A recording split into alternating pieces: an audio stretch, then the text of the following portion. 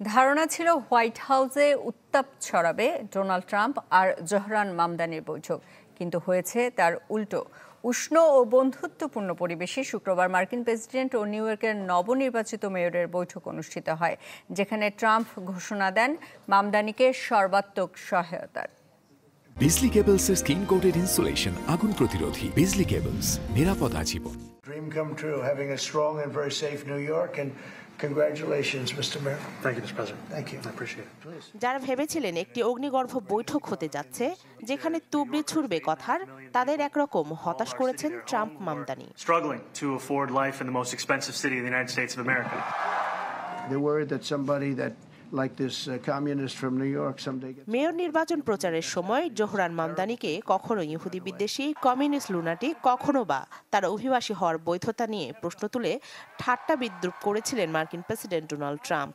এমনকি Democrat socialist Mamdani mayor হলে new ইয়র্কে ফেডারেল তহবিল কাটছাঁটের হুমকিও দেন মার্কিন president. But the rest of the country is revolting against it. But one thing in common, we want... রাজনৈতিকভাবে পুরোপুরি বিপরীত মতাদর্শের দুজন, যাদের মধ্যে অভিবাসন থেকে শুরু করে অর্থনৈতিক নীতি প্রায় সবকিছুতেই বিবাদ পরিষ্কার। গেল কয়েক মাসে এই দুই রাজনীতিকের পাল্টাপাল্টি অপমানসূচক বাক্যবাণে যুক্তরাষ্ট্রের রাজনীতির মাঠ ছিল সরগরম।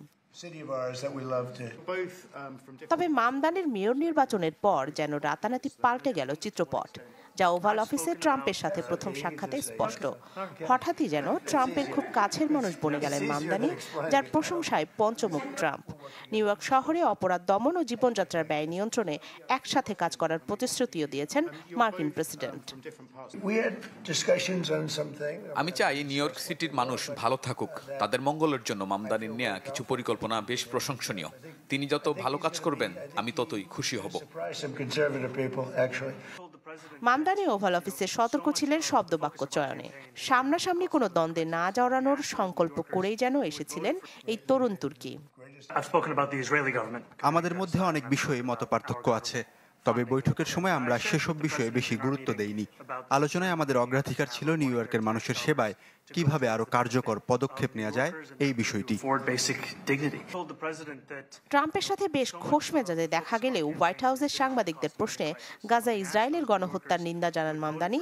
পাশাপাশি তেল আবিবে সামরিক সহায়তা অব্যাহত রাখায় যুক্তরাষ্ট্রের কড়া সমালোচনা করেন নিউ ইয়র্কের নবনির্বাচিত মেয়র।